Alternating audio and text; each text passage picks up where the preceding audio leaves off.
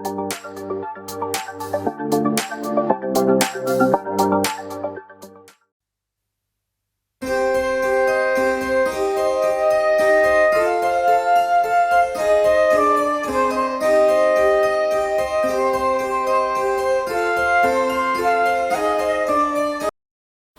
सुंदर सा समय परमेश्वर ने हमें दिया है। मैं परमेश्वर को अधिक अधिक धन्यवाद देता हूँ। कुछ सालों पहले मैं यहाँ पर आया था और फिर एक बार इस जगह पर परमेश्वर लेकर आए। मैं प्रभु को अधिक अधिक धन्यवाद देता हूँ। परमेश्वर के वचन के अंदर हम प्रवेश करते हैं। न्यायियों का पुस्तक 16वां अध्याय उसका 19वां वचन, शास्ते त्याचं 16वां अध्याय 19वां वचन। द बुक ऑफ जजेस चैप्टर नंबर 16 वर्स नंबर 19। उसने उनको अपने घुटनों पर सुला रखा और एक मनुष्य बुलवाकर उसके सिर की 7 लटें मुंडवा डाली और वह उसको दबाने लगी और वह निर्बल हो गया। प्रभु का पवित्र नाम का महिमा हो।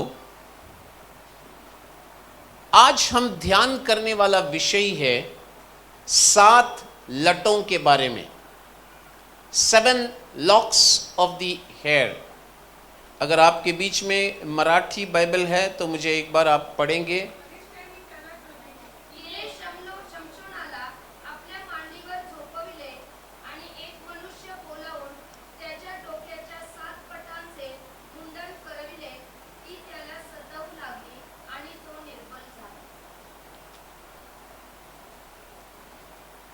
इस अध्याय में हम देखते हैं शिमशोन हारा हुआ एक अवस्था को हम देखते हैं।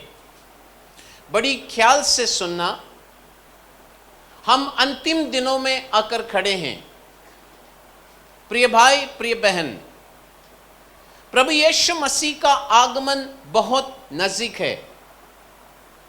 आप और मैं कलीसिया में आते हैं, परमेश्वर का वचन को सुनते हैं और इस वचन को सुनने का उद्देश्य यही है कि हमें परमेश्वर की राज्य में जाना है। इसके लिए जितना तैयारी हो सके प्रभु के वचन के द्वारा हम अपने आप को तैयारी करें। मैं प्रार्थना करता हूं कि इस वचन के जरिए परमेश्वर हमें हमारी जीवन में जो कुछ भी कमियां हैं उस कमी घटियों को निकालकर प्रभु के राज्य के लिए अपने आप को तैयार करने सहायता और मदद करे। 7 लटों सर में शिमशोन के थे, उसे मुंडवा डाल दिया करके बाइबल कहता है। प्रभु का वचन यह भी बताता है कि उसके 7 लठ जब मुंडवा डाले तो बाइबल कहता है कि वो निर्बल हो गया और निर्बल होने के बाद लोग उसकी मजाक उड़ाना शुरू किए, लोग उसको नीचा देखना शुरू किए, लोग उसको अपमान करना शुरू किए।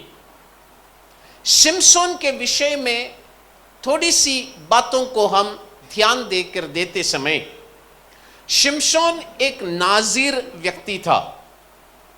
नाजिर का समर्पण है और नाजिर का समर्पण में 7 लटें हैं। आज भी हम देखते हैं बहुत सारे पुरुष और बहुत सारे स्त्रियों को देख सकते हैं जो अपने बाल कटवाते नहीं हैं और वे लोग अपनी बाल को कंघी भी नहीं लगाते हैं। कुछ लोग ऐसे हैं बाल कटवाते भी नहीं है, बाल में कंघी भी नहीं मारते हैं। तो उसके कारण क्या होता है, उनकी बाल थोड़ा मोटापा बन जाता है, जड़ें पकड़ लेती हैं और फिर उसमें लटें होना शुरू होता है। इसी प्रकार शिमशोन के सर के बाल में भी 7 लठ वहां पर इकट्ठा हुए। अब 7 लठ के बारे में अगर हम देखेंगे, उसका मतलब यह है कि वो अपनी समर्पण का परिपूर्णता को बताता है। Dedication, commitment, perfect. पुराने नियम में एक समर्पित व्यक्ति, उसे नाजिर का समर्पण करके कहा जाता था। और फिर ये नाजिर का जो समर्पण है, कोई भी पुरुष ले सकता है, कोई भी स्त्री भी ले सकता है। नाजिर का समर्पण कुछ लोग कुछ समय के लिए लिया करते थे। कुछ लोग नाजिर का समर्पण जीवन भर के लिए लिया करते थे। आज भी कुछ पुरुष और स्त्री है, वे लोग अपनी समर्पण करते तो हैं। कुछ लोग समर्पण करते हैं और कुछ लोग कहते हैं समर्पण, कुछ लोग समर्पण करके बोलते समय में। कुछ लोग परमेश्वर की उपस्थिति में ऐसे समर्पण करते हैं, प्रभु जी जब तक आप मुझे उत्तर ना दे तब तक मैं उपवास छोड़ूंगा नहीं। ऐसे भी कुछ लोग समर्पण करके बैठते हैं। कुछ लोग एक समय उपवास लेकर समर्पण करते हैं। हमारी कलीसिया में ऐसा हुआ है, लोग समर्पण उपवास का करते हैं, प्रार्थना का समर्पण करते हैं। लेकिन नाजिर का समर्पण दो किस्म का समर्पण है। उसमें क्या है मालूम है क्या? कुछ लोग कुछ समय के लिए समर्पण करते हैं, जिसमें वो लोग अपनी बाल को कटवाते नहीं हैं। कुछ समय के लिए, अगर इस बीच में अगर बाल को मुंडवा दिया तो फिर वो समर्पण व्यर्थ हो जाता है। बाइबल में हम पढ़ते समय में यीशु मसीह को नासरेन करके कहा गया है। वो नाजिर नहीं है। नाजरीन का यीशु मसीह नजरेत का था। यीशु मसीह नजरेत में रहते थे, इसलिए नजरेत का यीशु करके कहा गया। यीशु नाजिर नहीं थे। मत्ती 2 अध्याय 23वां वचन में पढ़ते समय, और नासरत नाम नगर में जा बसा ताकि वचन पूरा हो जो भविष्यवक्ताओं के द्वारा कहा गया था कि वह नासरी कहलाएगा। तो प्रभु यीशु मसीह का नासरत में जाकर रहना भी भविष्यवाणी का पूरा होना था। तो बाइबल में नाजीर का समर्पण किए हुए कितने लोग हैं? पवित्र वचन में देखेंगे तो शिमशोन नाजीर का समर्पण किया। वो अपनी जिंदगी भर नाजीर रहा हुआ हम देख सकते हैं। एक बात को समझ लेना है प्रिय भाई बहन, मसीही जीवन पार्ट टाइम नहीं है। काही लोक बोलतात ना, कामाला जातात का? हो, आम्ही कामाला पार्ट टाइम काम भेटलं मला। म्हणजे ख्रिस्ती जीवन हा पार्ट टाइम नाही, फुल टाइम आहे। जिस दिन से आपने मन फिराया, जिस दिन से आपने पानी में डूबकर बपतिस्मा लिया, त्या दिवसापासून मरणपर्यंत हम सब परमेश्वर के लिए नाजीर है। अगर विश्वास करते हैं तो एक हालेलुया बोलेंगे। मसीही जीवन सीजनल नहीं है। फ्रूट वाले के पास जाएंगे, वो पूछेंगे अरे वो फ्रूट नहीं है क्या? सीजन नहीं साहब। तो मसीह जीवन सीजनल नहीं है। मसीह जीवन पार्ट टाइम भी नहीं है। कुछ लोगों का सीजनल होता है। अब ये 40 दिन उपवास में कुछ लोग बोलेंगे आता मी एकदम पवित्र जगणार। 40 दिवसासाठी ते स्वर्गात असतात। 40 दिन के लिए केवल वो स्वर्ग में रहेंगे। 40 दिन के बाद देखेंगे पुरानी औकात में वापस आएंगे। तो मसीह जीवन सीजनल नहीं है। आप समझ गए मेरी बात? मसीह जीवन सीजनल नहीं है। प्रभु को स्तुति हो। इसलिए मैंने कहा, जिस दिन से हमने बपतिस्मा लिया, मन फिराया, उस दिन से हमारा समर्पण का जीवन शुरू हुआ है। प्रभु को स्तुति हो। कुछ लोगों का सीजनल जीवन कैसा होता है मालूम है? कोई आत्मिक रिवाइवल मीटिंग आ गया, 3 दिवसाचा आत्मिक, क्या बोलते हैं उसको, रिवाइवल के लिए, अब एकदम सही बात है, संजीवन का मीटिंग लगा दिया, वो 3 दिन वो पूरा संजीवन में रहेगा। 3 दिन में वो प्रचारक आएगा, जैसा पुराने जमाने स्टोव में पंप मारता था, वो 3 दिन पूरा पंप में रहेगा।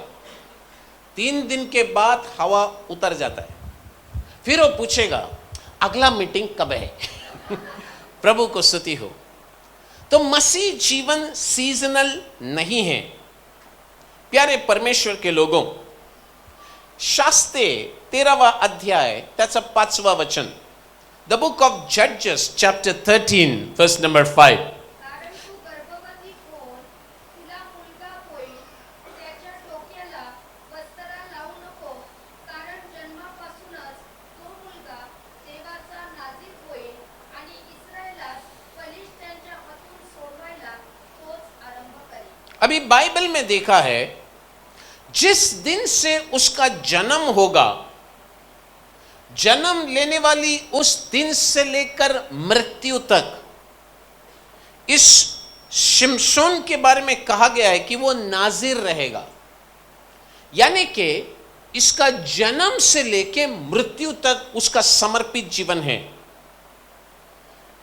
जिस दिन से आप और मैं नया जीवन प्राप्त किए हैं, नया जन्म हमारा हुआ है, हमने मन फिराया, हमारा जिस दिन नया जन्म हुआ, हमारा पानी का बपतिस्मा भी हुआ, जिस दिन हमारी आत्मा में जन्म हुआ, उस दिन हमारा अभिषेक भी हो गया, हम नाजिर लोग हैं। ये नाजिर का समर्पण जो है, सिमसोन के विषय में देखेंगे तो ये समर्पण उसने तोड़ दिया, लेकिन परमेश्वर अनुग्रहकारी है, देव कृपालु देव आहे। परमेश्वर फिर एक बार उसे एक मौका दिया, वो व्यक्ति फिर अपनी समर्पण में आगे आ गया, समर्पण में बढ़ा और समर्पण में ही अपनी प्राण छोड़ दिया। इसीलिए ही जब हम विश्वासियों का लिस्ट इब्रानियों की पुस्तक में पढ़ते हैं, उन विश्वासियों का लिस्ट में सिमसोन का नाम वहां पर लिखा जाता है। अब बात यह है कि उसके सर के बाल मुंडवा दिए गए और फिर बाद में देखेंगे वो बाल फिर बढ़ने लगा। यही है परमेश्वर का अनुग्रह। वो अपनी समर्पण में फिर एक बार आ गया। जिस दिन वो समर्पण में वापस आया, परमेश्वर उसको बल वापस दिया और फिर सारी इस्राएलियों को बचाने वो 2 पिल्लर के बीच में खड़े रहकर पिल्लर को उस शक्ति से गिरा दिया। ऐसे बाइबल में 2 लोग और भी हैं जो अपनी समर्पण के विषय में बहुत सावधान थे।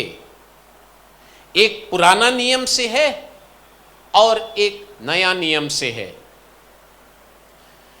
जो व्यक्ति अपनी नाजिर का समर्पण अंत तक संभाला, पुराना नियम में एक व्यक्ति को देखते हैं जिसका नाम है शमूएल। पहला शमूएल का पुस्तक 1वां अध्याय उसका 28वां वचन में लिखा है, इसलिए मैं भी उसे यहोवा को अर्पण कर देती हूं कि यह अपने जीवन भर यहोवा ही का बना रहे। तब उसने वहीं यहोवा को दंडवत किया। तो शमूएल जितना दिन इस पृथ्वी पर जीवित था, संपूर्ण रीति से परमेश्वर के लिए समर्पित व्यक्ति। उसकी माता उसके विषय में मन्नत मानी थी। वही पहला शामुएल पहला अध्याय 11वां वचन में लिखा है, और उसने यह मन्नत मानी कि हे सेनाओं के यहोवा, यदि तू अपनी दासी के दुख पर सचमुच दृष्टि करे और अपनी दासी को भूल न जाए और अपनी दासी को पुत्र दे, तो मैं उसे उसके जीवन भर के लिए यहोवा को अर्पण करूंगी और उसके सिर पर छुरा फिरने न पाएगा। नाजिर का समर्पण। ये मां बच्चा गर्भ में आने से पहले ही परमेश्वर के पास एक मन्नत मानती है। उस मन्नत में नाजिर का समर्पण के साथ मन्नत मानती है। प्यारे परमेश्वर के लोगों, हम परमेश्वर को आत्मा में और सत्य में आराधना करने वाले लोग हैं। अगर ऐसी बात है तो हम आत्मिक लोग हैं। तो आत्मिक लोगों के जीवन में एक विषय का भूख और प्यास रहना चाहिए। जैसा नाजिर का समर्पण में उस मां ने किया, वैसा प्रभु के लिए एक भूख और प्यास कि हे परमेश्वर, बात ऐसा है कि मुझे यदि तू जीवन में विजेता दिया तो मैं मेरे जीवन भर तेरे लिए जीऊंगा, मृत्यु तक। शमूएल की मां ने मन्नत मानी। जब शमूएल जन्म लिया, वो मां शमूएल के कानों में इस बात को दोहराया कि बेटा, तुझे नाजिर का समर्पण के द्वारा मैंने पा लिया है, इसलिए तू जीवन भर परमेश्वर के लिए जीना। तेरे सर पर छुरा फिरना नहीं चाहिए। शमूएल उस समर्पण को सुना, मां का समर्पण को सुना। इस पृथ्वी में परमेश्वर ने उस मां को बेटा क्यों दिया, वो मकसद को समझा और उस समर्पण में खुद जीना शुरू किया। और वो अंत तक शमूएल अपनी समर्पण में सच्चा था। शिमशोन भी जन्म से ही नाजिर करके कहा गया हुआ व्यक्ति है। एक व्यक्ति समर्पण में मजबूत है, दूसरा व्यक्ति समर्पण में मजबूत नहीं रहा। तो ये दो लोग पुराने नियम के लोग। नया नियम में एक व्यक्ति है जो अपने नाजिर का समर्पण में दृढ़ रहा है। लोक रचित सुसमाचार पहला अध्याय उसका 15वां वचन में पढ़ेंगे। लिखा गया है, क्योंकि वह प्रभु के सामने महान होगा और दाखरस और मदिरा कभी न पिएगा और अपनी माता की गर्भ ही से पवित्र आत्मा से परिपूर्ण हो जाएगा। यहां पर भी एक व्यक्ति जन्म होने से पहले ही एक नाजिर का अनुभव को देखते हैं कि एक नाजिर का व्रत यहां पर बताते हैं। नाजिर का मन्नत बता दिया गया है। तो जो जो नाजिर के मन्नत में थे, उनके सर पर छुरा नहीं फिरेगा। वे लोग दाखरस नहीं पीना है, वे लोग मदिरा नहीं पीना है। और ये समर्पण परमेश्वर नाजिर लोगों के पास से उम्मीद करते थे। अगर नाजिर का समर्पण किया है तो परमेश्वर उम्मीद भी वैसा ही करेंगे। यहां पर बैठे हुए प्रिय भाई, प्रिय बहन, आपने प्रभु के पास क्या समर्पण किया है, ये केवल आप और परमेश्वर ही जानते हैं। अगर आपने परमेश्वर के पास जो समर्पण किया है, भले कोई इंसान देखे या ना देखे, इंसान जाने या ना जाने, लेकिन परमेश्वर समर्पण किया हुआ व्यक्ति से उम्मीद जरूर करेंगे। जर तुम्ही देवासमोर समर्पण केले आहात तर तुमच्याकडून देव अपेक्षा पण करणारच. एक हालेलुया बोलूया. तो बात ऐसा है, हमारी नाजीर का समर्पण कैसा है. अगर आप नाजीर का समर्पण में सही नियम के अनुसार जिएंगे तो आपकी जीवन परमेश्वर चमकाएंगे. आपकी जीवन परमेश्वर लोगों के बीच में लेकर आएंगे. भले आप एक साधारण विश्वासी हो, आप किसी के बीच में प्रसिद्ध व्यक्ती नहीं हो सकता है. मी एक साधारण विश्वासी आहे असं बोलणारे लोक पण असू शकता. आप साधारण हो, असाधारण हो, कोई भी घराने का क्यों ना हो, परमेश्वर ऐसे लोगों को जो अपनी समर्पण में सच्चा रहते हैं, प्रभु कभी पक्षपात नहीं करते.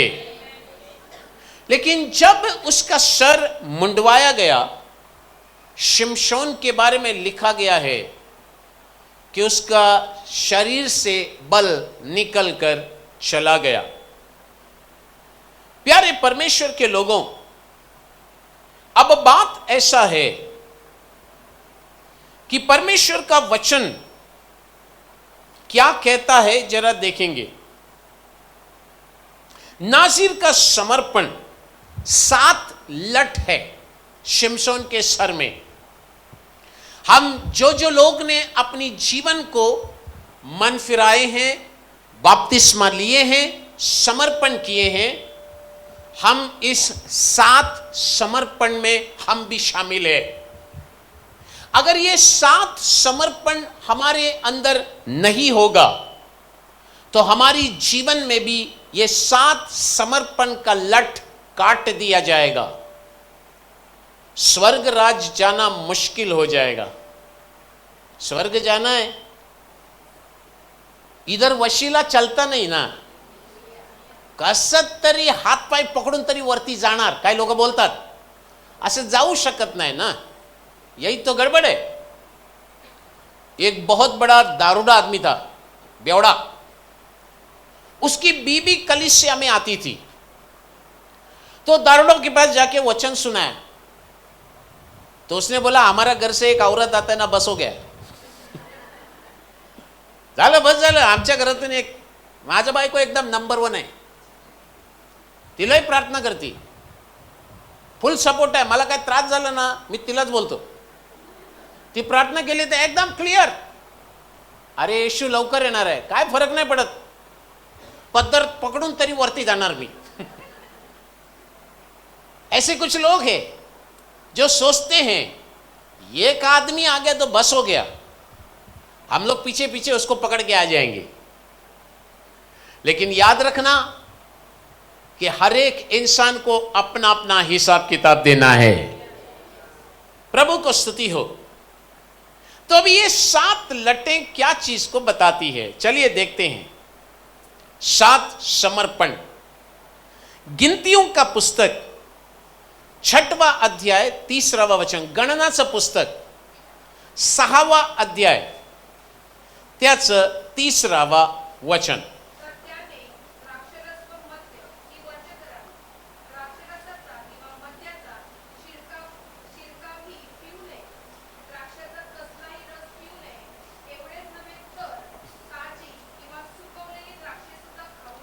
अब देख लीजिए, सबसे पहला समर्पण मदिरा नहीं तो दाकरस यानी कि नशा से दूर रहना है. प्रभु को स्तुति हो. तब वह दाख मधु आदि मदिरा से न्यारा रहे. वह न दाख मधु का न मदिरा का सिरका पिए और न दाख की कुछ रस भी पिए, वरन दाख न खाए, चाहे हरी हो चाहे सूखी हो. तो पहला लठ मदिरा से टूट सकता है. ओ, अभी आप कहेंगे पास्टर तुम्हाला काय वाटतं, आम्ही चर्चमध्ये बसले एवढे समर्पित आहोत, आम्ही कधी पिणारे लोक दिसतात का तुम्हाला? ऐकून घ्या. थोड़ा सा वचन के और अंदर जाते हैं। यूहन्ना जो बपतिस्मक था, यूहन्ना बपतिस्मक को संदेश सीधा स्वर्ग से मिला। क्या संदेश उसे स्वर्ग से मिला है? पीने का नहीं, सीधा स्वर्ग से मिला, मदिरा नहीं लेने का। स्ट्रॉन्ग ड्रिंक, इंग्लिश में लिखा स्ट्रॉन्ग ड्रिंक, एकदम कड़क नशा चढ़ने वाली चीज नहीं लेना है। नाज़रीन का सबसे पहला समर्पण है ये। यहां पर दाख मधु करके लिखा है। अब ये दाखरस जो हमने प्रभु भोजन में पिया, उसका क्या पास्टर जी? मैं ये दाखरस का बात नहीं कर रहा हूं, सुन लो। यहां पर कुछ नशीली पदार्थों के विषय में लिखा गया है। अब यहां पर दाख मधु नहीं तो मदिरा आत्मिक जीवन में क्या चीज को दर्शाता है? हम आत्मिक लोग हैं तो हमारी दृष्टिकोण आत्मिक होना चाहिए। चलिए प्रभु का वचन क्या कहता है। आत्मिक तौर से देखने जाए, प्रभु को स्तुति, नीति सूत्र 20वां अध्याय उसका पहलावा वचन। बस हो गया। अब बाइबल कहता है दाख मधु एक समर्पित व्यक्ति के जीवन में नहीं होना चाहिए। अगर आप पर मैं नाजिर है तो नाजिर के जीवन में दाख मधु बिल्कुल नहीं होना चाहिए। पास्टर जी दाख मधु क्या है? नीति वचन 20 का 1 कहता है दाख मधु टट्ठा करने वाला है, निंदा करने वाला व्यक्ति। अब जब हम निंदा के विषय में बात करते हैं, टट्ठा के विषय में बात करते हैं, चेष्टा करनारे लोग, कुछ लोग एक दूसरों का मजाक उड़ाते हैं, एक दूसरों का जोक बनाते हैं। प्रभु को स्तुति हो। यह तो निंदा का सिर्फ एक हिस्सा है, चेष्टाचा एक बाजू है, एक छोटा सा हिस्सा है। एक दूसरों का मजाक उड़ाना, जोक उड़ाना। लेकिन निंदा, टट्ठा क्या है? अगर बाइबल कहता है दाख मधु टट्ठा करने वाला है, मराठी में लिखा है चेष्टा करनारा, तो ये चेष्टा क्या है? निंदा क्या है? टट्ठा क्या है? यही नीति सूत्र 21वां अध्याय 24वां वचन।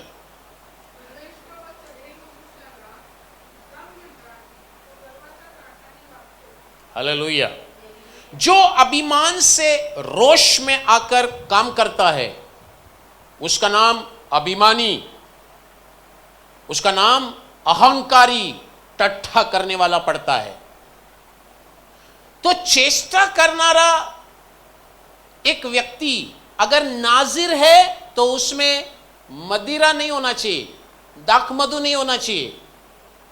दाख मधु क्या है? दाख मधु टट्ठा है, चेष्टा है।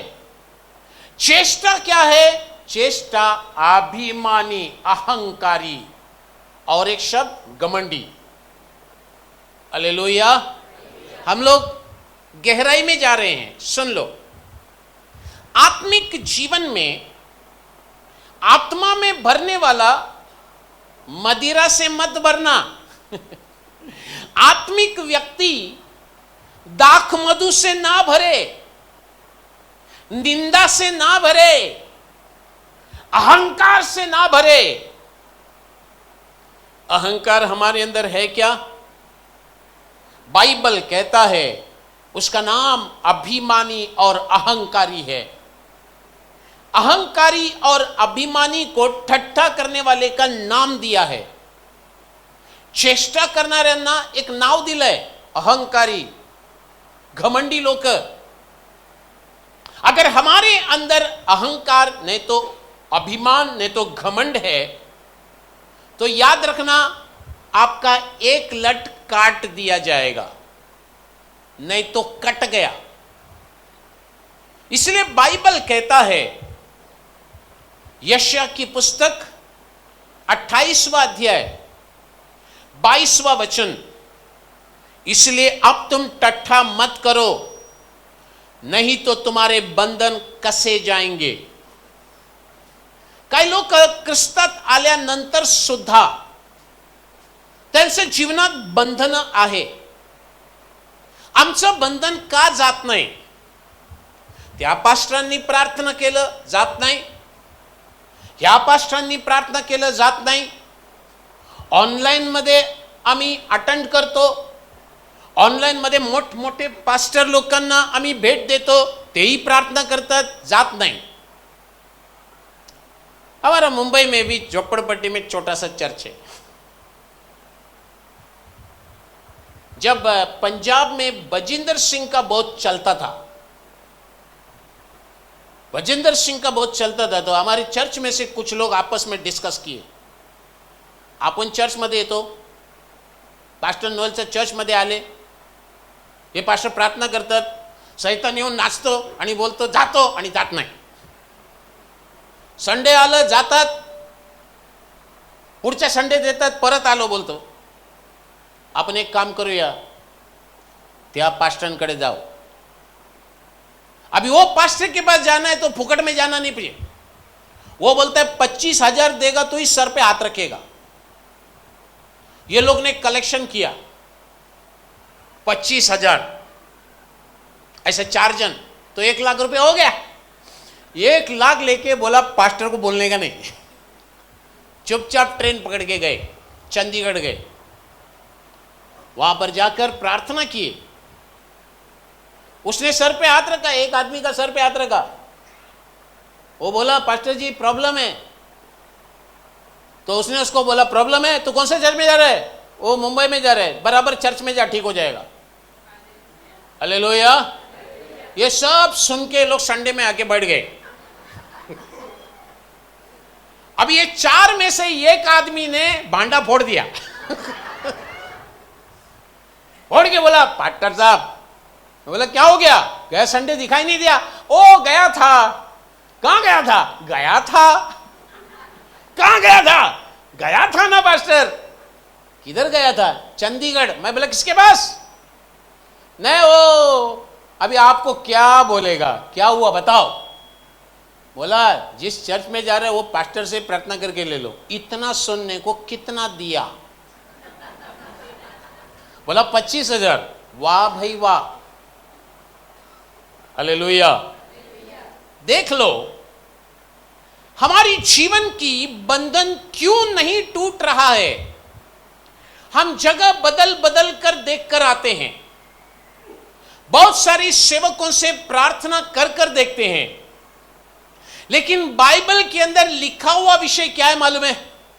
तुम सत्य को जानोगे और सत्य तुम्हें आजाद करेगा. हालेलुया. सत्य क्या बताता है? सत्य यह बताता है कि हे विश्वासी, तू दाखमधु मत पी. हालेलुया.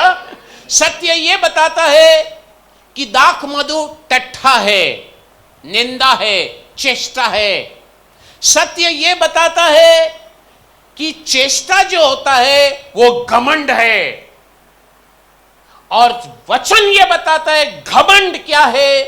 घमंड तुम्हें बांध के रखने वाला बंधन है. ओह, किधर से किधर गया ना.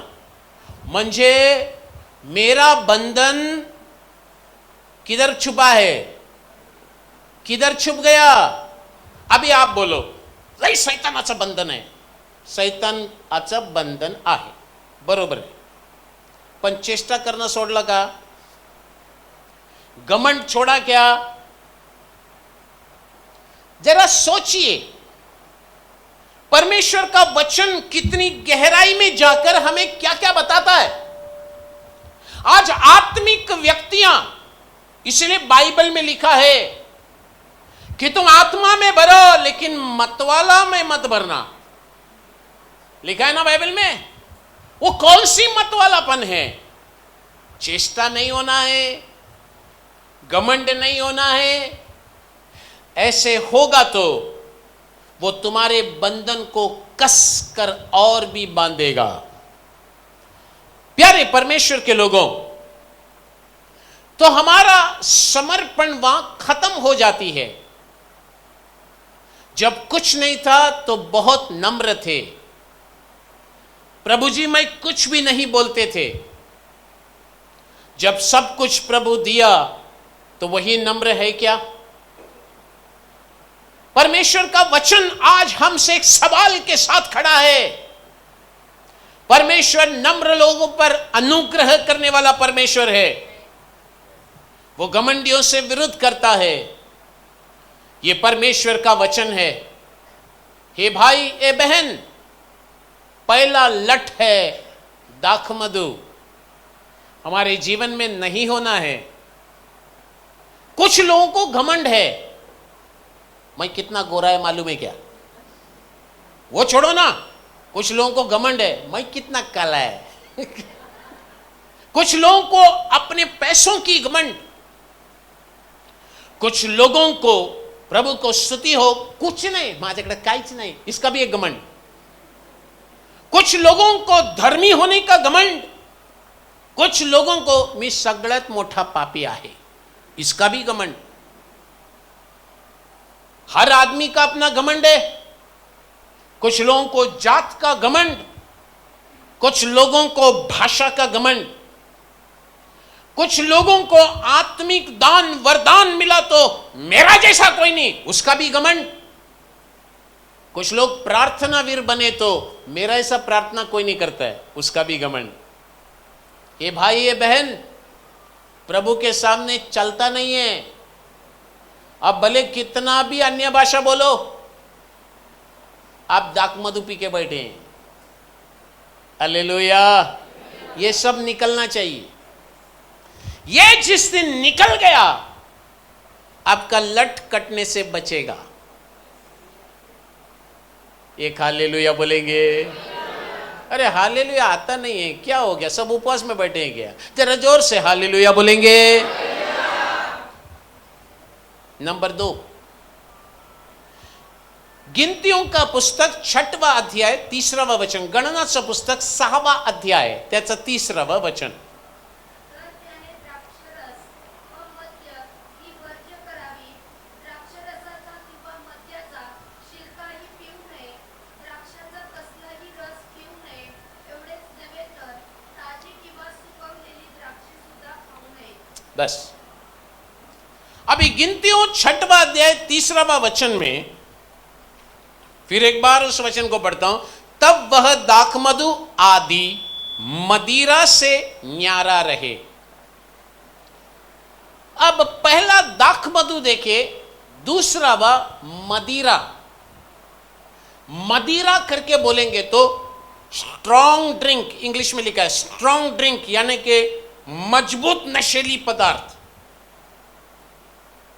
अब ये मदिरा क्या करता है? दाखमधु तो हमने देख लिए, चलिए मदिरा को भी देख लेते हैं।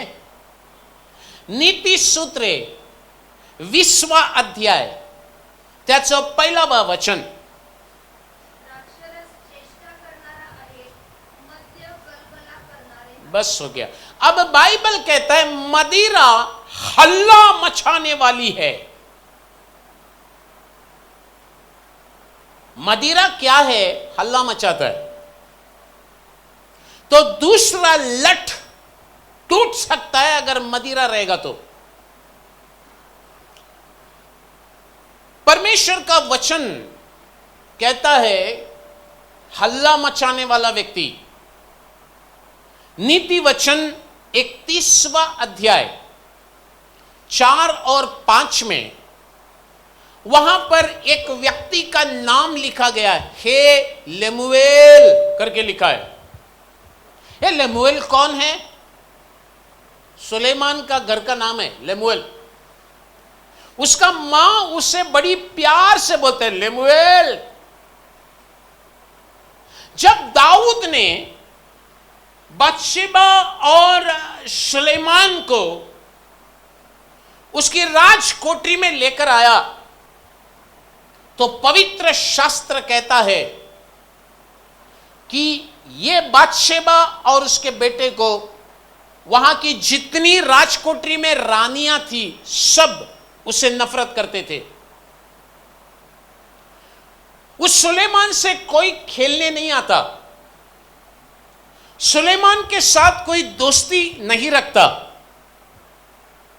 क्योंकि सबका कहना यह था ये थोड़ी एक रानी राजघराने से थोड़ी आती है।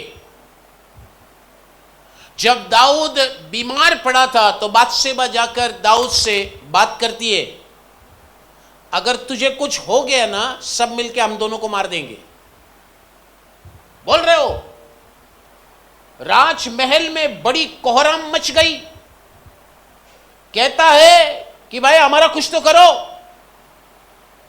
तो फिर ये मां अपनी बेटे को, क्योंकि मां और बेटा का ही बात चल रहा है, बेटा ना किसी के साथ खेल सकता है, ना बेटा किसी के साथ बात कर सकता है, ये बेटा हमेशा मां के साथ ही बैठा है। अब ये मां और बेटा दोनों इंटरैक्शन चालू है। तो ये मां जब अपनी पति से दाऊद से जब बात किया, दाऊद ने नाथान भविष्यवक्ता के साथ मिलकर इसे राजा अनाउंस कर दिया। राजा का अनाउंसमेंट होने के बाद मां अपने बेटे को मार्गदर्शन करना छोड़ी नहीं। उसने बोला, हे लेमुएल, राजाओं को दाख मधु पीना उसको शोभा नहीं देता, मदिरा चाहना रईसों का नहीं फपता। प्रभु को स्तुति हो। और वो 5वां वचन में कहता है, अगर मदिरा पिएगा तो व्यवस्था भूल जाएगा और किसी दुखी के हक को मार देगा। तू मदिरा व्यवस्था को भूलने लगाने वाली चीज है, मदिरा हल्ला मचाने वाली चीज है। विश्वासी लोगों को गुस्सा आता है क्या भाई? अरे बोलिए तो,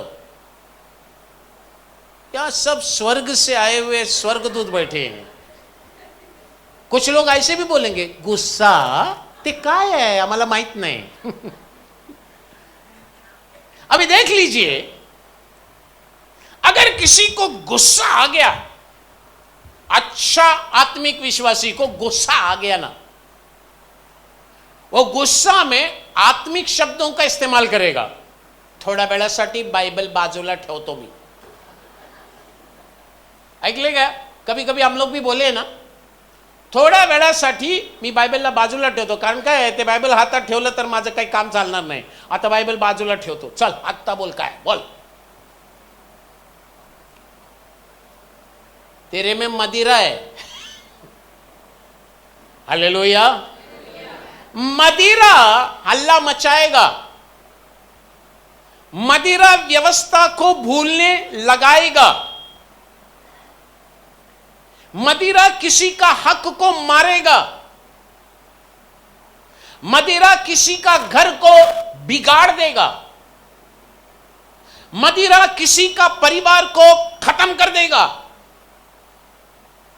याद रखना, एक व्यक्ति यीशु मसीह को अपना लिया, येशूला स्वीकार केल्यानंतर तो साधारण व्यक्ती नाही, वो एक राजा है, वो एक याजक है। आप साधारण नहीं है, साधारण थे, आप राजा के लायक भी नहीं थे, आप याजक के लायक भी नहीं थे, हम साधारण थे, हमारी मन मर्जी करते थे, हल्ला मचाते थे, दूसरों का हक मारते थे, व्यवस्था हमारी चित्त पर था ही नहीं। लेकिन अब यीशु पर विश्वास किए हैं, अब यीशु को अपनाए हैं, यीशु के वचनों को मानते हैं, यीशु के चेले बन गए, यीशु के शिष्य बन गए हैं। अब हम साधारण नहीं हैं, हम राजा और याजक है। तो राजा को मदिरा पीना शोभा नहीं देता, राजा को दूसरों का हक छीनना शोभा नहीं देता। प्रभु को स्तुति हो। प्यारे परमेश्वर के लोगों, कुछ कुछ घरों में छोटी सी प्रॉब्लम रहेगा, वो कोई बड़ा प्रॉब्लम नहीं है, लेकिन समस्या इतना बढ़ेगा कि बड़ा युद्ध ही शुरू होगा। छोटासा प्रॉब्लेम असेल पण आवाज एवढा मोठ्याने असतात कि 10 घर ऐकू येणार। बाजू वाले से पूछेंगे ये विश्वासी का घर कैसा है, वो बोलेगा संडे को गाना सुन सकता है लेकिन सोमवार को झगड़ा सुन सकते हैं। हमारे घर में किसका आवाज ज्यादा आता है? प्रार्थना का आवाज आता है, गाना का आवाज आता है। बाइबल कहता है उद्धार पाए हुए लोगों के घर पे विजय का घोषणा करने की आवाज आना चाहिए। हमारे घर में क्या चीज की आवाज आती है? परमेश्वर का भजन का आवाज आता है या तो झगड़ों का आवाज आता है? पति और पत्नी अनशन कभी कभी होता है, लेकिन वो आवाज सिर्फ आपके कान तक रहने दो। लेकिन फिर पूछेंगे तो बोलेंगे आवाज केलं नाही तर ती घाबरत नाही, म्हणून मी थोडा पोलीसवाल्यांसारखं मोठ्याने आवाज करतो, तेव्हा ती अशी बसती। हळू बोललं की डोक्यावर येऊन बसती। हल्ला मत मचाना, तुम्हारी लट कट जाएगी। हालेलुया बोलेंगे। कलीसिया में आराधना के लिए आवाज नहीं आएगा, लेकिन झगड़ा के लिए बड़ी आवाज आएगा। ते आवाज येशूसाठी वापरा ना। तुम्हाला आवाज भांडणसाठी दिलं नाही देवानी, आपल्याला आवाज देवानी देवाचा गौरव करण्यासाठी दिलाय। तो मदिरा हल्ला मचाता है, हम हल्ला मचाने वालों में से नहीं होना है।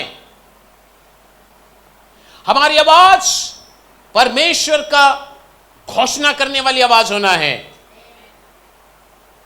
Number 3,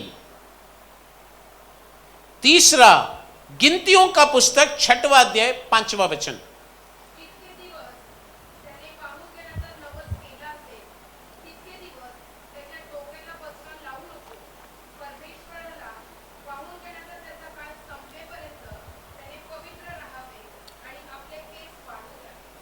hallelujah. तीसरा बात, उसके सर पर छुरा नहीं चलना चाहिए। अब बात यह है क्या चीज का उसे समर्पण मिला है? मन्नत मानी है, वो मन्नत माना है कि छुरा नहीं चलेगा।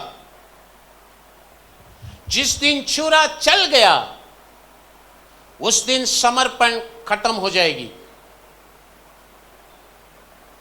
आपके जीवन में बढ़ना है, घटना नहीं है।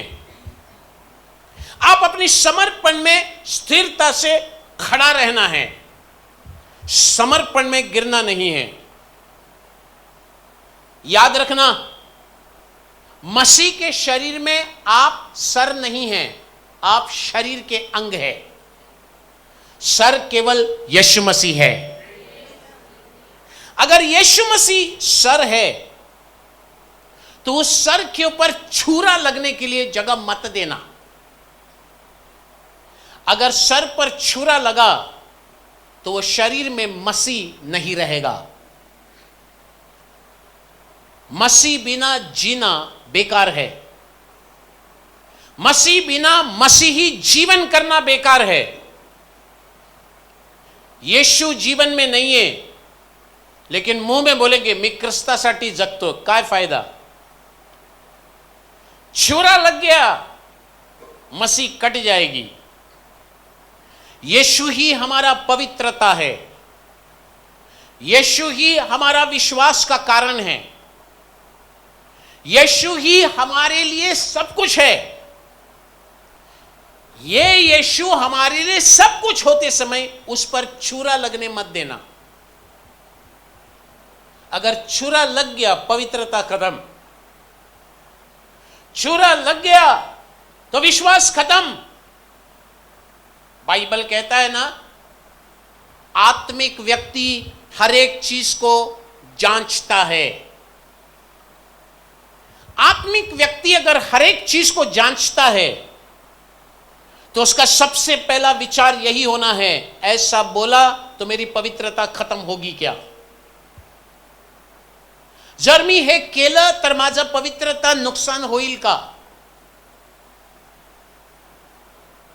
आपलं जीवन खूप पारखून बघावं, किधर छुरा लगने मत देना,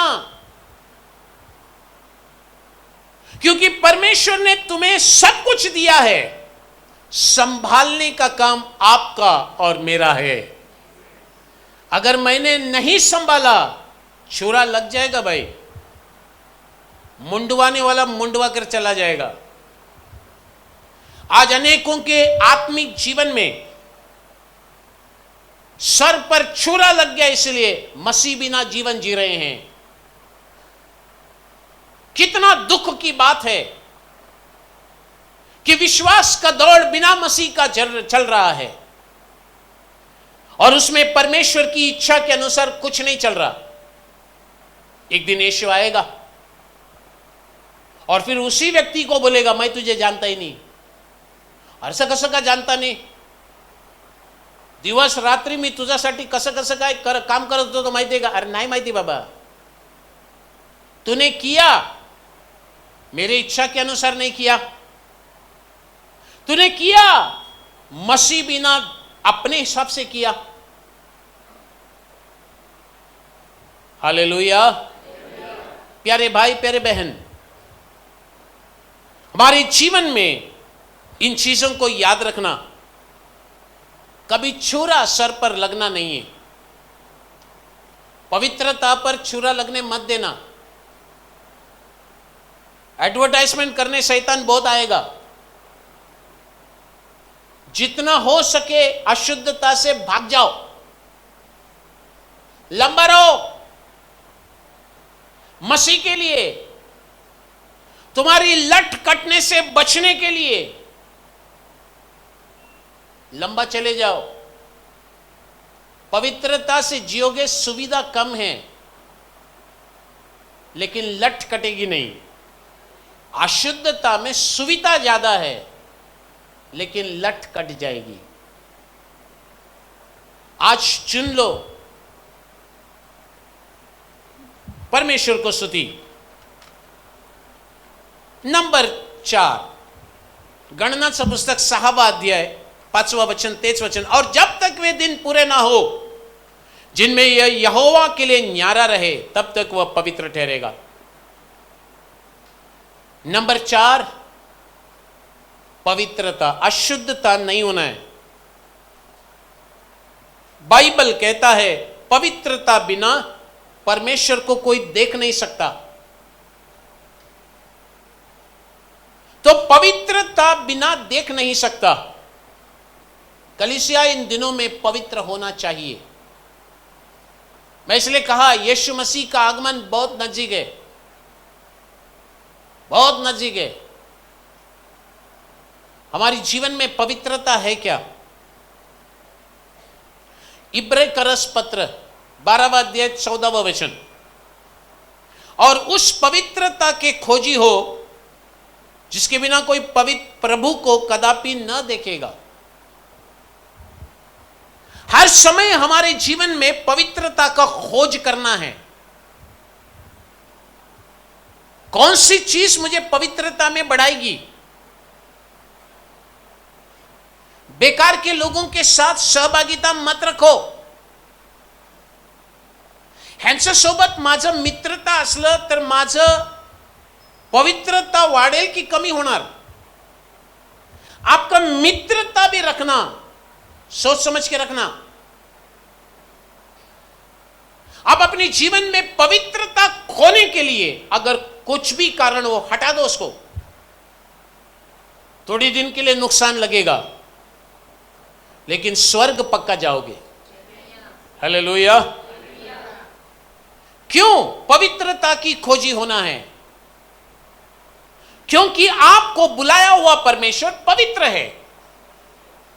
वो परमेश्वर ने आपको पवित्रता की बुलाहट से बुलाए हैं। पहला पत्रस 1वां अध्याय 15वां वचन कहता है, जैसा तुम्हारा बुलाने वाला पवित्र है, वैसे तुम भी अपने सारे चाल चलन में पवित्र बनो। काय मराठीमध्ये? तर तुम्हास पाचारण करणारा जसा पवित्र आहे तसे तुम्हीही सर्व प्रकारच्या आचरणात पवित्र व्हा। पाचारण करणारा कौन है? बुलाया हुआ परमेश्वर पवित्र है, कॉम्प्रोमाइज नहीं करते हो। पाचारण करणारा पवित्र आहे, म्हणून तुम्ही सर्व प्रकारच्या आचरणात पवित्र व्हा। सर्व प्रकारचा आचरणात, सभी प्रकार के चाल चलन में। काही लोक बिझनेस करताना बोलतात, असं करावं लागतं पास्टर, तुम्हाला काय माहिती? मग ते वचन ते खोडून काढावं लागेल, नको। सभी प्रकार के चाल चलन में पवित्र रहना है। भले तुम्हारी काम की जगह में पवित्र रहो। एक मसीही जीवन करने वाला व्यक्ति, पवित्रता की जीवन जीने वाला व्यक्ति, उसको छुट्टी नहीं तो हॉलिडे बोलता हुआ चीज है ही नहीं। आज माझं पवित्रतेला सुट्टी आहे, काय पण करू शकतो, नाही बोलू शकत।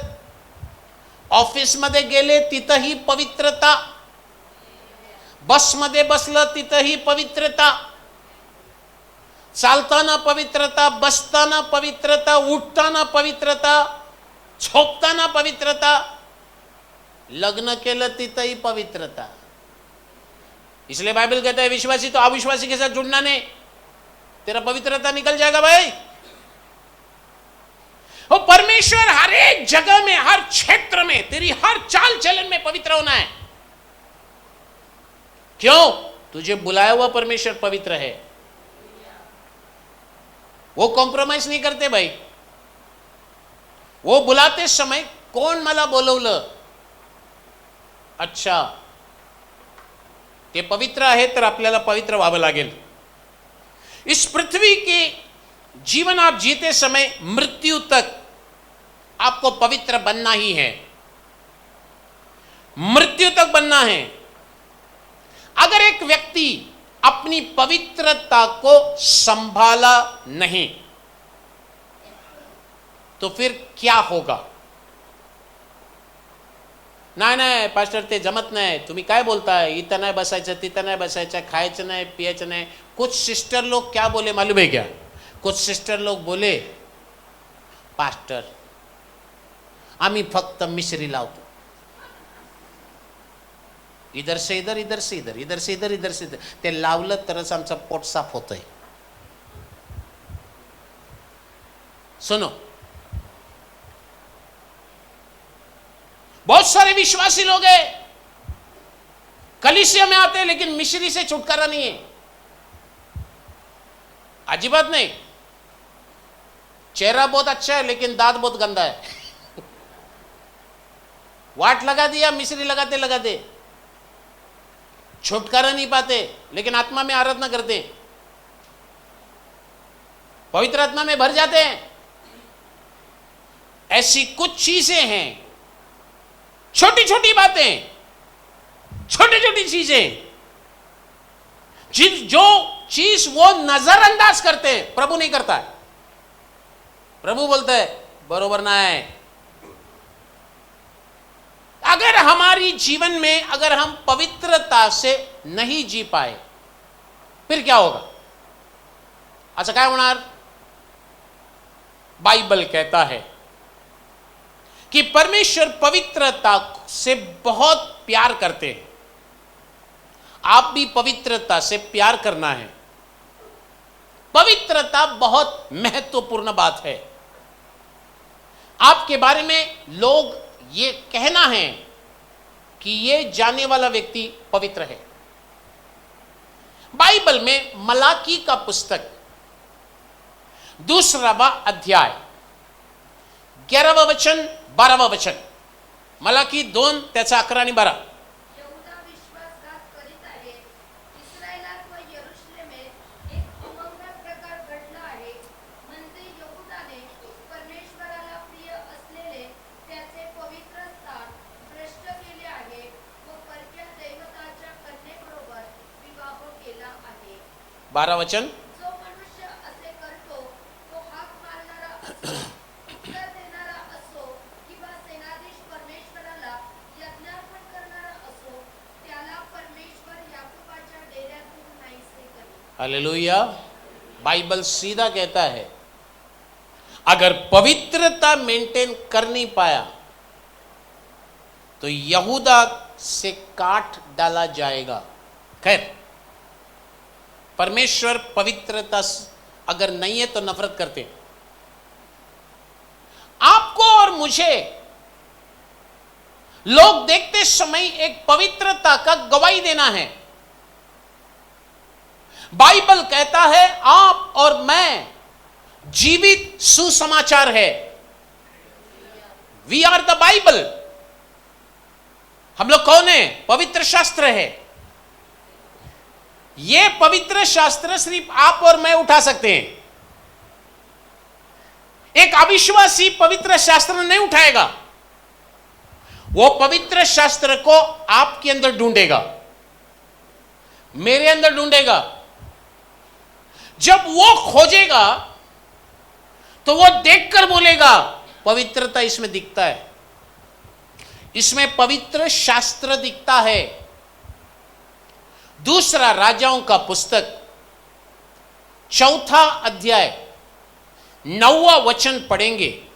2 राजा दूसरा राजा 4 अध्याय 9वां वचन. और उस स्त्री ने अपने पति से कहा, सुन, यह जो बार बार हमारे यहां से होकर जाया करता है वो मुझे परमेश्वर का कोई पवित्र भक्त जान पड़ता है. एलीशा नाम का भविष्यवक्ता एक रास्ते से निकल रहा है. वो रास्ते के बगल में बहुत सारे घर है. जब भी रास्ते से गुजरता था उस घर के स्त्रियां बाहर आकर देखती थी. वो स्त्रियां देखती थी कि ये व्यक्ति जा रहा है, ये कौन है, इसका नजर कैसा है, ये किससे बात करता है, क्या उसकी नजरिया क्या है. स्त्रियां देखती थी. अब ये स्त्रियां देखती है तो उसमें एक स्त्री इस व्यक्ति के ऊपर नजर रखा और नजर रखने के बाद अपने पति को एक दिन बुलाई और कहने लगी, सुनो, ये रास्ते से आदमी जाता दिखता है ना, हाँ, ये लोग उसको पहचानते तक नहीं, ये लोग उससे बात तक नहीं कर रहे, इनको मालूम नहीं वो एलीशा है. लेकिन ये स्त्री अपने पति को बोल रहे, ये आदमी, इसका चाल चलन, इसके रूप रंग, इसके कपड़े, इसके देखने की तरीके, बात करने की तरीके, इसका हर चीजों को देखने के बाद मुझे ये जान पड़ता है कि वो परमेश्वर का कोई पवित्र जन है. ये भाई, ये बहन, ये स्त्री ने उस पर बराबर ध्यान दिया है. ये व्यक्ति पवित्र व्यक्ति है या नहीं है. कुछ लोग बोलते हैं, मी कसं आहे ना फक्त देवाला माहिती. तुम्ही बाहेरून बघू नका, आतमध्ये एकदम साफ आहे. अरे भाई, आतमध्ये साफ आहे ते देवाला दिसणार. अरे बाहेर किती घाण आहे ते आम्हाला दिसतं ना. सही बोला क्या गलत बोला? इधर तो एक औरत अंदर ताक झाक नहीं किया, वो बाहर से देख रहा है और बाहर देखने के बाद अपनी पति को बोल रहा है, ये प्रभु का पवित्र जन दिखता है. आज मैं आपसे एक सवाल पूछता हूं, आप जितने भी लोगों से मुलाकात करते हैं, भले जाने अनजाने, मित्र हो, पड़ोसी हो, आपल्या शेजारचे लोक, चर्चचे लोक असो, विश्वासी असो, अविश्वासी असो, विधर्मी असो, ओळखणारे असो, न ओळखणारे असो, परखा व्यक्ती असो, आपलं विषय असं साक्षी देतात का? या माणसाशी बोललं तर हा जरा वेगळा दिसतोय, अले भक्त सारखं दिसतोय, देवाचा माणसासारखं दिसतात. आपसे बात करने के बाद कोई ऐसा बोलता है क्या? अरे बोलिए तो, कभी आपके बारे में गवाही दिया है क्या? हमारी लठ अगर पवित्रता नहीं है कट जाएगी. बाइबल कहता है कि ये पवित्रता को संभालना जरूरी है. ये पवित्रता को नाश करने के लिए शत्रु बहुत कोशिश करेगा. प्रकटीकरण पुस्तक 2 अध्याय 10वां वचन, बाइबल कहता है तुम्हें 10 दिन तक क्लेश उठाना होगा, प्राण देने तक विश्वास योग्य रहो. प्यारे परमेश्वर के लोगों, मृत्यु तक पवित्र रहो. पवित्रता एक इंसान को जरूरी है. परमेश्वर का पवित्र नाम का महिमा हो. आपकी पवित्रता भंग करने शत्रु कोशिश करेगा, विश्वास योग्य रहो. आपकी पवित्रता की चाल चलन संभालो. इस दुनिया में जीते समय संभालो भाई. आंखों को संभालो, विचारों को संभालो, हाथों को संभालो. बाइबल कहता ना, पवित्र हाथों को उठाओ, हाथों को संभालो. इयोबाच्या पुस्तक मध्ये इयोब क्या बोल रहे मालूम है? मेरी आंखों से मैंने वाचा बांधा, स्त्रियों को नहीं देखूंगा, पराया स्त्रियों को नहीं देखूंगा, क्योंकि आंखों में व्यभिचार बैठता है. वो बोला पवित्रता मेरी आंख में चाहिए. हालेलुया. मैं जब छोटा था, साउथ बहुत ही कड़क है. साउथ में जाएंगे तो उधर बहुत कट्टर विश्वासी लोग रहते थे. तो कभी किसी कट्टर विश्वासियों के साथ किधर गया, मुझे बचपन से लेकर जा रहे थे, तो किसी के घर पे जाते तो उधर टीवी दिखता, तो कट्टर विश्वास बोलता, आपके घर में टीवी है? टीवी है आपके घर में? पक्का नरक जाएगा. ये उधर का कट्टर लोग.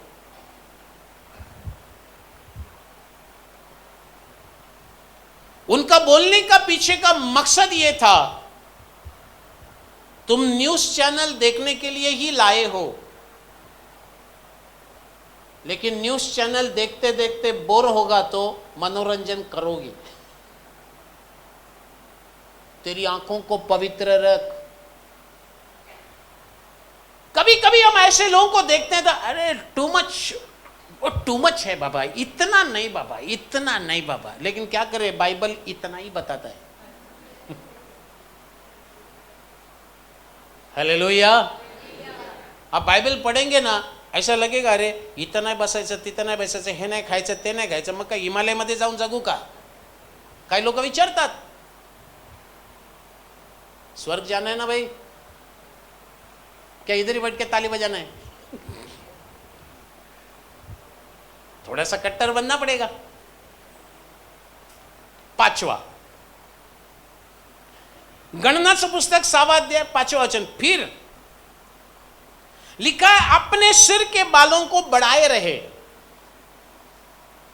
एक व्यक्ति बढ़ने वाला अनुभव में जाना है. मन फिराया, अच्छी बात है, बपतिस्मा लो. कुछ लोग मन फिराते हैं, मी कोणाचं काय खराब करत नाही. कुछ उनका डायलॉग. मी कोणाचं चोरी करत नाही, मी कोणाचं खराब करत नाही. मी येतो, चर्चमध्ये बसतो, प्रार्थना करतो, निघून जातो. मन फिराया. बाप्तिस्मा बघूया, नंतर करू, पुढच्या वर्षात घेऊ. पुढच्या वर्ष आले, अजून पुढच्या वर्षात घेऊ. उनसे पूछेंगे तो माझ्याकडून चुका व्हायला नको ना, म्हणून आता नहीं घेणार. अब बुढ़ा होने के बदलेगा, मरने का टाइम पे आता देना का बाप. पास्टर बोलेगा तेरे को डुबाएगा तो मर्डर केस मेरे ऊपर आएगा. बड़ा मुश्किल है. कुछ लोग बाप्तिस्मा लेते हैं. बाप्तिस्मा घेतलं का भालं, आपला स्वर्गचं तिकीट झालं, आता घरी बसूया. आता प्रभुभोजन कधी आहे तेव्हा येणार मी. फक्त प्रभुभोजनचा अटेंडन्स असेल. नंतर गुड फ्रायडे कधी आहे, नंतर ईस्टर कधी आहे, नंतर येशूचा बर्थडे, क्रिसमस. सिर्फ वे लोग प्रभु भोज में आएंगे, वे लोग क्रिसमस में ऐसे फंक्शंस में आएंगे.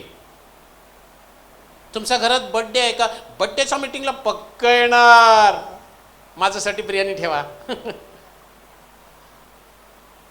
आया, बपतिस्मा ले लिया, लेकिन वचन में बढ़ने का नाम नहीं. पवित्र आत्मा कौन पाएगा भाई? अगर आप बपतिस्मा लिया तो अगला कदम है पवित्र आत्मा पाना. तो पवित्र आत्मा के लिए प्रार्थना किया, समर्पण किया, वचन सुना, वचन के लिए समर्पण किया है.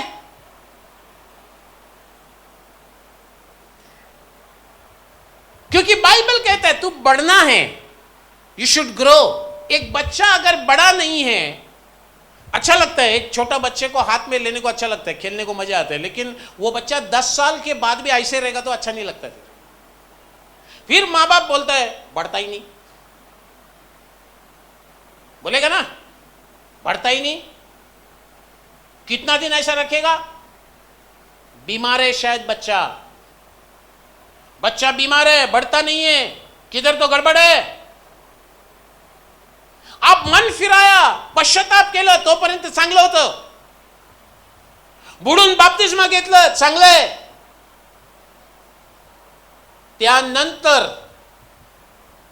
त्यानंतर आपल्याला असं वाटतं की झालं आपलं सगळं. नहीं, पवित्र आत्मा भी पाना है. पवित्र आत्मा पा लिया क्या, वरदानों की खोज में रहो. बाइबल कहता है स्वर्गीय बातों की खोज में रहो. बाइबल कहता है परमेश्वर का वचन को पढ़ो, उसके अंदर की गुप्त बातों को जानो. बाइबल कहता है अगर बढ़ने की अनुभव नहीं है तो लट कट जाएगी. आज अनेकों का लट कट गया है. आपकी समर्पण आना है, कलीसिया के अंदर एक्टिव होना चाहिए. हर बपतिस्मा लिया हुआ विश्वासी कलीसिया में खड़े रहकर प्रभु मैं तेरे लिए क्या करूं, यह जिम्मेदारी होना है. हर व्यक्ति के दिल में यह बात होना है मेरा कलीसिया है. ये आत्माओं को जाकर सुसमाचार सुनाना है, हीच कर उन्हें कलीसिया में लाना है. ये बस देवाचं वचन आहे, तुझ्यासाठी काहीतरी होईल. बढ़ो और बढ़ाओ, लट कट जाएगी. बाल उसका बढ़ता गया. जब तक एक इंसान जिंदा है उसकी बाल बढ़ेंगे, मरने के बाद बाल नहीं बढ़ता. ऐसा ही एक व्यक्ति आत्मिक जीवन में हार गया, वो बढ़ नहीं सकता. आत्मिक जीवन में नहीं हारना चाहिए. अगर हमारे अंदर जीवन है तो हम जरूर बढ़ेंगे. प्रभु भोज में भाग लेते हैं, अनंत काल का जीवन अंदर आता है, बहुतायत का जीवन होता है. जीवन बढ़ता है। जितना जीवन बढ़ेगी उतना प्रभु में आप बढ़ेंगे। एक है अनंत काल का जीवन, दूसरा है बहुतायत का जीवन। जीवन के ऊपर जीवन पाएंगे, जीवन के ऊपर जीवन पाएंगे, बहुतायत का जीवन बन जाएगी। यह होना है। बाइबल कहता है, पहला पत्रस दूसरा अध्याय दूसरा वचन, नए जन्मे हुए बच्चों की नाई निर्मल आत्मिक दूध की लालसा करो, ताकि उसके द्वारा उद्धार पाने के लिए बढ़ते जाओ। आपका उद्धार केवल एक बार हो गया, फाइनल नहीं है। जिस दिन यीशु मसीह आएगा और आपको ले जाएगा, that is the final salvation. वही है अंतिम उद्धार। और बाइबल कहता है, नया जन्म मिला तो उस उद्धार की ओर बढ़ने के लिए वचन का लालसा करो। मुझे और वचन चाहिए, मुझे और वचन चाहिए, मुझे और वचन चाहिए। बाइबल कहता है, बढ़ने के लिए वचन का भूख और प्यास होना है। बाइबल कहता है, उसकी अनुग्रह है और मसीह का पहचान में बढ़ते जाओ। हमने यीशु मसीह को कितना पहचाना, किती ओळखलं आपण, कितना पहचाना है, हमारे अंदर पहचान कितना आया है। हम बोलते हैं ना अपने मित्र के बारे में, अरे 100% बोलू शकतो, तो तसं करणारच नाही। मला माहिती आहे। कसं काय माहिती? खूप क्लोज आहे आम्ही, मेरी पहचान बहुत गहरा है। मसीह के विषय में बोल सकते हैं क्या? मसीह का पहचान में बढ़ो। कलीसिया में मेरे पास एक केस आया था। वो लड़का को 28 साल से दुष्टात्मा पकड़ा हुआ था। ऐसा वचन बोलना आसान है, लेकिन वो शैतान भगाना ना, वो बड़ा सरदर्द का काम है। वो आत्मा के साथ शरीर में बैठा हुआ हम लोग लड़ाई कर रहे हैं, और वो बोलता है आता इतच है, मी आता इतच है, और अपने को थका देता है। वो आगे बैठ गए।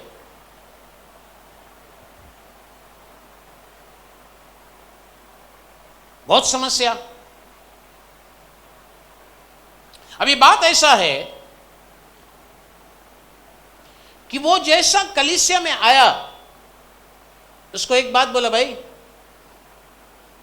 तुझे शैतान अगर निकलना है तो 2 साल चर्च में बैठ के वचन सुन पहला। कुछ लोगों का एक आदत है, तुमचा चर्च मध्ये येणार, प्रार्थना करून सुटका भेटेल का लगेच, तात्काळ सेवा लगेच भेटेल का? यीशु छुटकारा दे तो बड़ी बात है, लेकिन तुमको वचन सुनना पड़ेगा। क्योंकि वचन कहता है कि तू पहला सत्य को सुन ले, सत्य तू भी आजाद करेगा। वो 2 साल वचन को सुना, वो 2 साल वचन को सुना। जैसा जैसा जैसा जैसा वचन को सुना, मसीह का पहचान उसमें बढ़ता गया। जैसा मसीह का पहचान बढ़ता गया, शत्रु अंदर से बोला, ए पास्टर इतना वचन क्यों सिखाता है?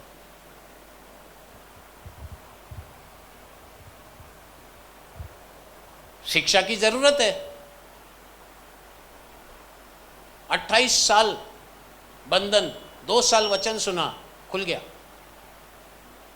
निकल गया। हो बहुत नुकसान किया था उसका। ये सुनने वाले परमेश्वर के लोगों, 2 पेत्र 3:18 में लिखा है, मसीह के पहचान में बढ़ो। यीशु ख्रिस्ताचा ओळख पाहिजे। उस व्यक्ति के लिए जब प्रार्थना करने बैठा तो एक विश्वासी मुझसे बोलता है, क्या पास्टर जी वो ठीक होएगा क्या? हम लोग बैठा है उपवास में, 2 साल के बाद प्रभु मुझसे बोल रहे अभी बैठ। तो हम 40 डेज फास्टिंग में चर्च में अनाउंस किया, उसको बोला छुट्टी लेके बैठना पड़ेगा, बैठ गया। तो एक विश्वासी जो 10-20 साल पुराना विश्वासी वो बोलता है ठीक होएगा क्या वो? 10 साल के ऊपर वाला विश्वासी है, वो मेरे को सवाल पूछ रहे वो ठीक होएगा क्या? जैसा सवाल पूछा मैं बोला सबसे बड़ा अविश्वासी तू ही है, तेरे अंदर मसीह का पहचान नहीं है, क्योंकि तू अभी भी संदेह लेकर बैठा है। मेरा यीशु उसको छुड़ाने वाला है। मैं जानता हूं मेरा यीशु को, मेरी पहचान है। मसीह का पहचान है आप में? हालेलुया। बाइबल कहता है बढ़ो, मसीह के पहचान में बढ़ो। कुछ लोग आते हैं, वचन सुनते हैं, गवाही देते हैं, माझा येशू मला चांगला आहे, माझ्यासाठी चांगलं आहे, लय चांगलं आहे आणि लय बरं आहे, माझ्यासाठी सगळं काय करणारा देव आहे। मीटिंग खत्म होके जाते समय काय माहिती डोकं दुखं घेऊन आलं, अजून असंच आहे।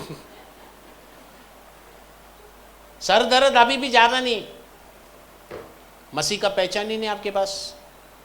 आप गवाही अच्छा देते हैं लेकिन विश्वास की बात ही नहीं जवान में।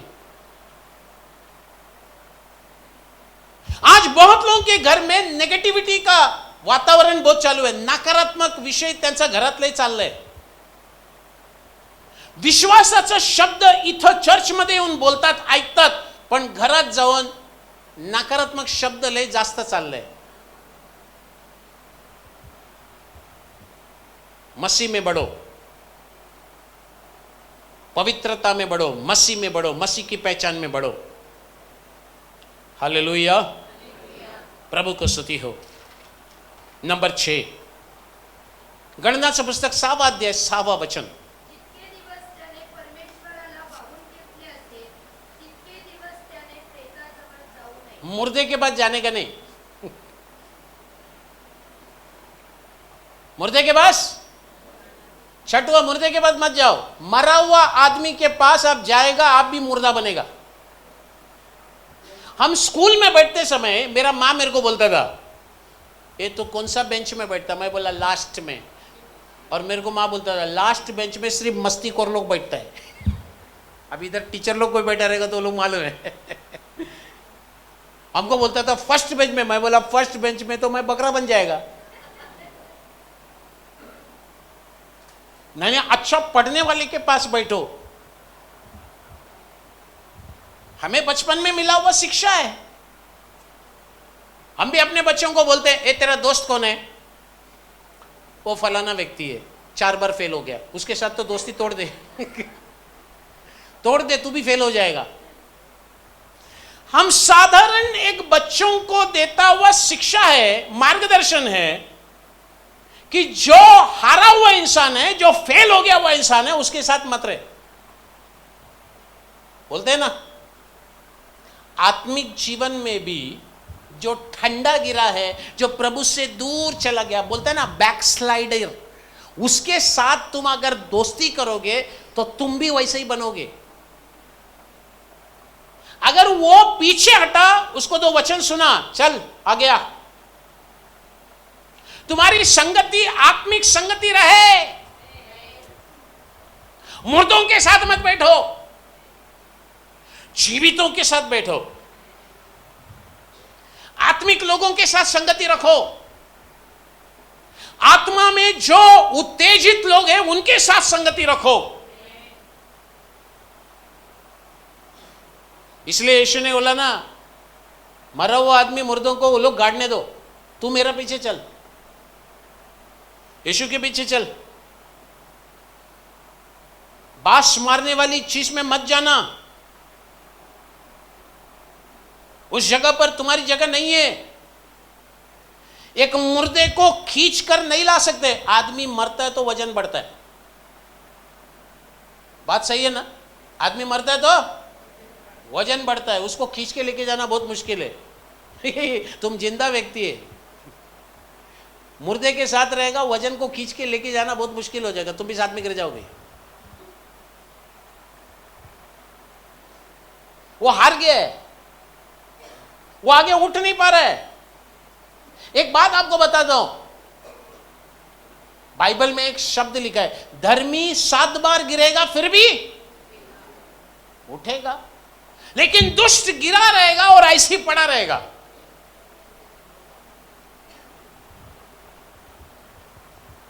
धर्मी 7 बार उठता क्यों है? क्योंकि 7 बार गिरता है। वो 7 बार गिर रहा है इसलिए 7 बार उठ रहा है। तुम उठने वालों के साथ रहो, प्रभु के लिए खड़े रहने वालों के साथ रहो, प्रभु से दूर जाने वालों के साथ नहीं। अगर प्रभु से दूर जाने वालों के साथ अगर आपका संगति रहा, आहिस्ता आहिस्ता वो गलत उपदेश तुम्हारे अंदर भी जाएगा। उसके बाद आप भी उसके साथ ही खड़े रहकर सवालों के ऊपर सवाल पूछेंगे कि यह सही है कि नहीं।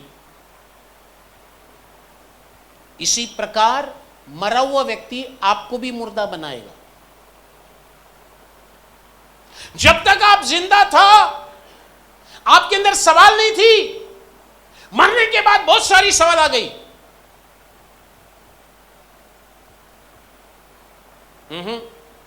सही नहीं।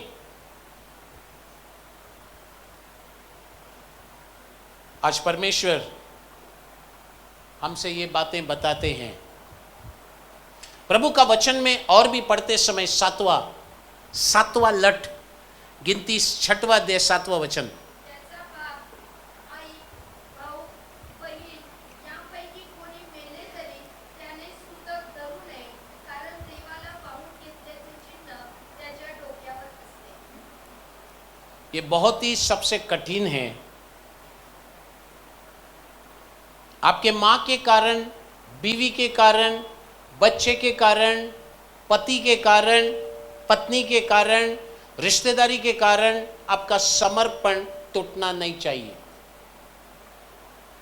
काय करू, माझ्या मुलगासाठी मला बदलावं लागलं, काय करू, माझ्या मुलीला हट्टी आहे, मला पण तेच करावं लागलं, काय करू, आमच्या घरचे लोकांनी असं बोललं तर मला पण ते करावं लागलं। करावं लागतं ना पास्टर, करावं लागतं, नाही तर जेवण भेटत नाही आम्हाला।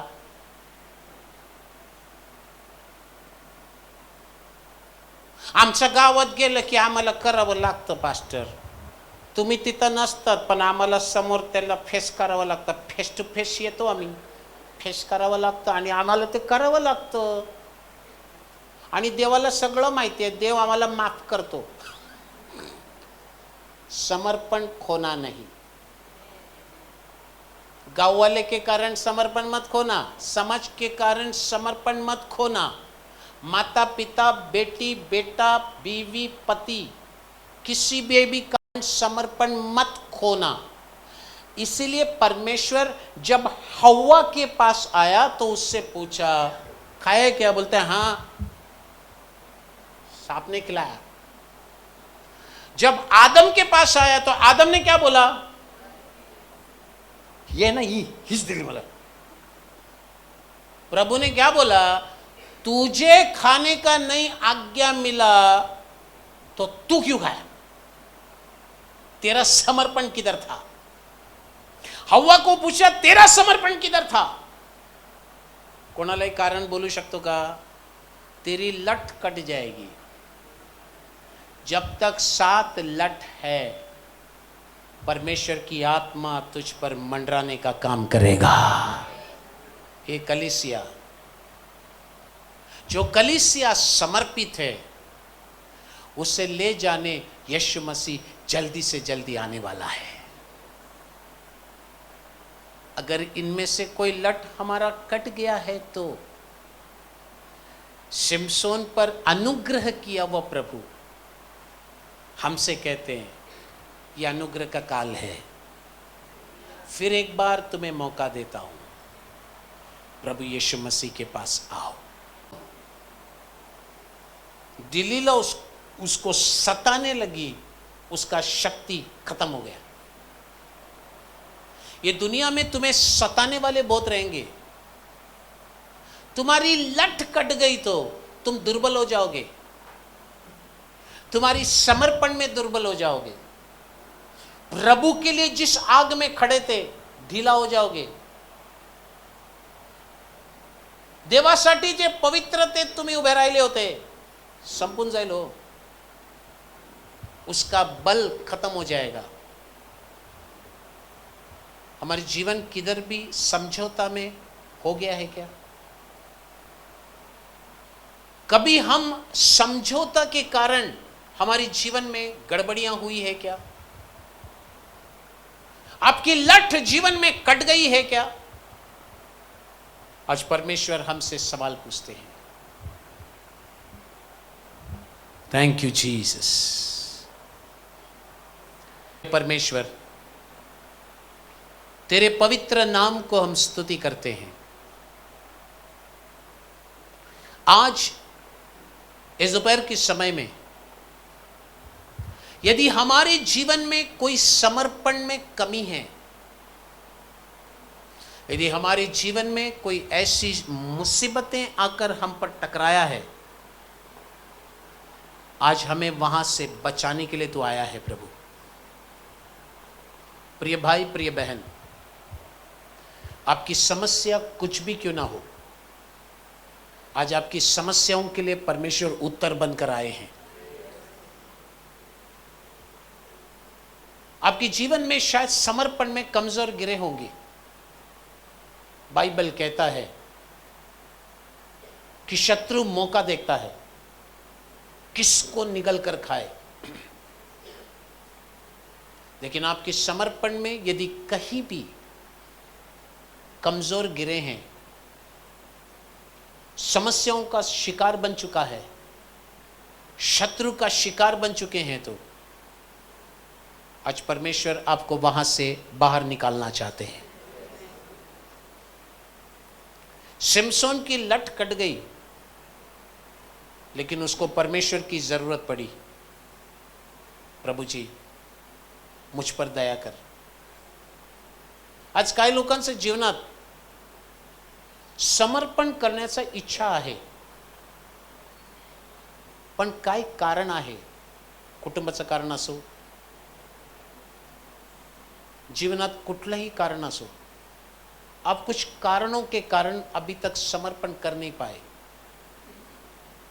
आज प्रभु कहते हैं समर्पण करो, मैं तुम्हें मदद करूंगा। परमेश्वर कहते हैं तेरी जीवन की हर समस्याओं से तुझे बाहर निकालूंगा, तेरी परेशानियों से तुझे परमेश्वर बाहर निकालेंगे, शत्रु की बंधनों से बाहर प्रभु निकालेंगे, अंधकार की शक्तियों से बाहर निकालेंगे।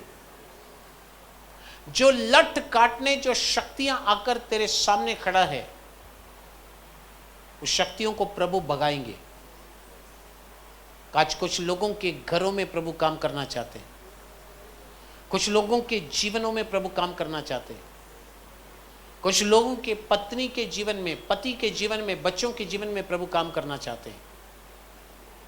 पास्टर जी, मेरे परिवार में प्रभु काम करे, मेरे जीवन में काम करे, मेरे कामों में प्रभु काम करना है। आज सुना हुआ वचन के हिसाब से मैं समर्पण करता हूं। अगर आप इस समर्पण के साथ अगर प्रभु की उपस्थिति में आए हैं, तो मैं आपके लिए प्रार्थना करना चाहता हूं। हमारे बीच में कितने लोग हैं जो कह सकते हैं पास्टर जी मेरे लिए प्रार्थना कीजिए?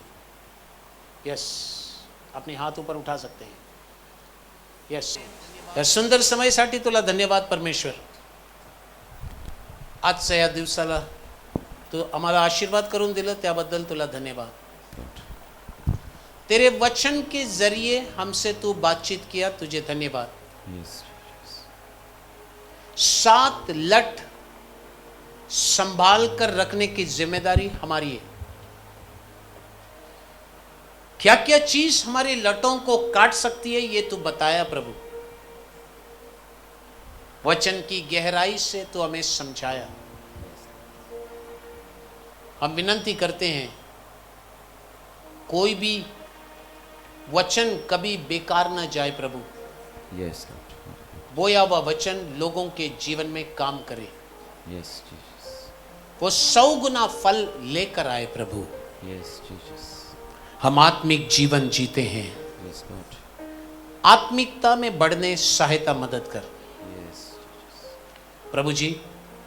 हर एक परिवारों के लिए स्तुति प्रभु, हर माता, हर पिता, हर बच्चों के लिए प्रार्थना करते हैं। हर परिवार को सुरक्षा की बाड़ा में रख। काम करने वालों के लिए स्तुति, बिजनेस करने वालों के लिए स्तुति, भेंट अर्पण चढ़ाए हुए लोगों के लिए स्तुति। परमेश्वर, इस कलीसिया में अनेकों को तू भला काम किया है, उसके लिए भी धन्यवाद। यहां गाड़ियों को चलाने वाले लोग हैं, विपत्तियों से बचा कर रख। ये महीना परमेश्वर लोगों को बीमारियों से बचा। Yes, God. Yes, Jesus. हर घर पर राशन पानी होना है प्रभु। Yes. यदि कोई कर्ज में दबे हुए हैं, कर्ज से बाहर निकाल। Yes, Amen. ये कलीसिया को 100 गुना बढ़ा करके हम प्रार्थना करते हैं। Yes, Jesus. अनेक आत्माओं को तू लेकर आ। Yes, Jesus. सेवा तेरा है प्रभु जी, इससे बढ़ाने वाला पवित्र आत्मा है। Yes. कलीसिया का जो काम बाकी है इसे पूरा कर, Yes. कलीसिया को आशीष कर। Yes, Jesus. यहाँ पर जितने कलीसिया के एल्डर्स है प्रभु जी, जितने भी लोग हैं, सब पर प्रभु का अनुग्रह और दया रहे। Yes, Lord. Yes, Jesus. हमारी म्यूजिक टीम और प्रभु जी वर्शिप टीम के लिए धन्यवाद। Yes, Lord. तेरी उपस्थिति से भर। Yes. आज का मन्ना तू हमें दिया, धन्यवाद। Yes, Lord. हम खाकर तृप्त हो गए प्रभु जी। Yes, Lord. आने वाले दिनों में गवाही बनकर जीने सहायता मदद कर। Yes, Jesus. सारी आदर, महिमा और सम्मान केवल तुझको ही देते हैं। ये प्रार्थना यीशु मसीहा के सामर्थी नाम से मांगते हैं, सुन और ग्रहण कीजिए, और सब मिलकर आमीन कहेंगे। Amen.